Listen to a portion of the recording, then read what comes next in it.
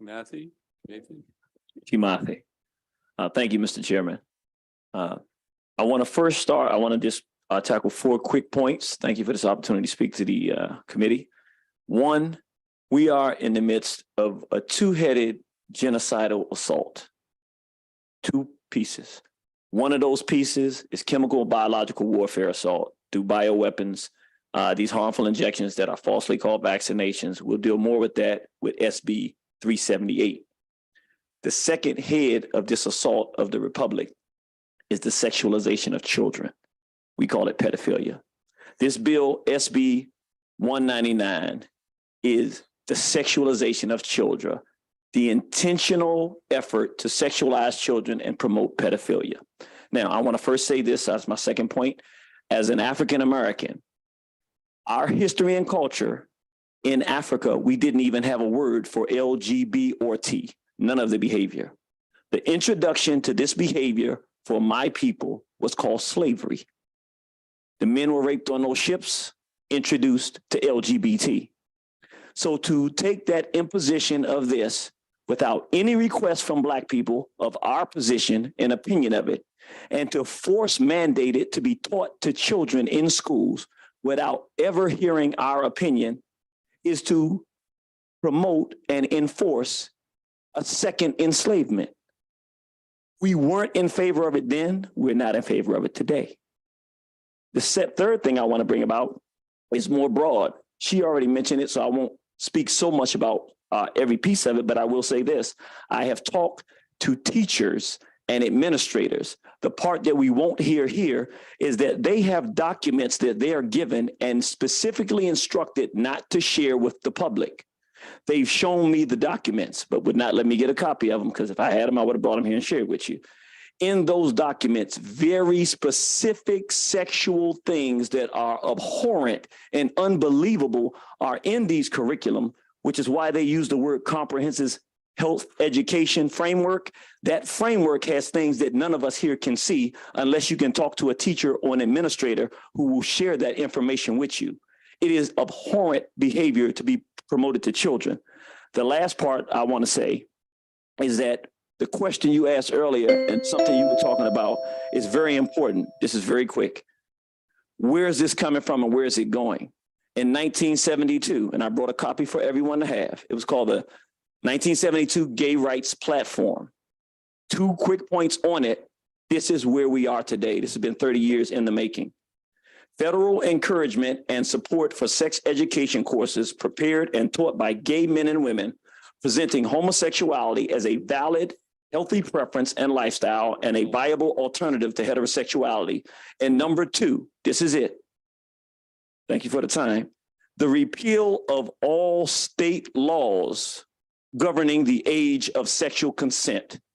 Pedophilia used to be you go touch a child, you mess them up, they become sexually confused. Now pedophilia is take the capacity and the power of the state through schooling and educate the child. Now you don't have to go get the child. You have sexualized them. They will come find you. This is sick and it is perverted. And the last thing I'll say, and I promise it's the last one this time, this is a war against the children. The first line of defense is the legislators. The last line of defense are the parents. I'm specifically talking about the men. Please be a good first line of defense for us. Thank you. Okay, thank you. Any questions for the panel? Okay, no applause here. So, we're going to go next to Vince McAvoy. Is here signed up unfavorable. Mr. McAvoy. Thank you so much, Senator. You're a regular here in this committee. I appreciate you've got 2.5 minutes. I appreciate your welcome, and I appreciate your offer for applause for that previous gentleman.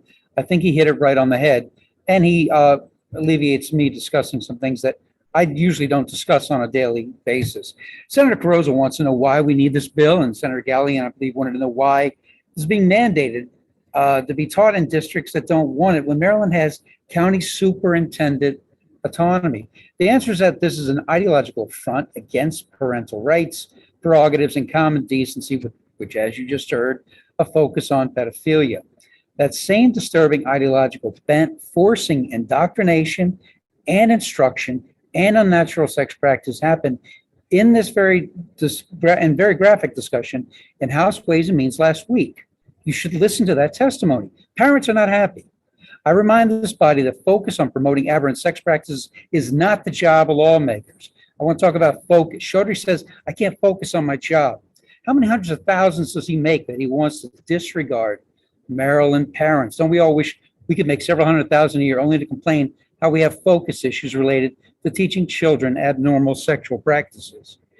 Chaudhry's focus and Senator Lamb's focus is gelled on this notion.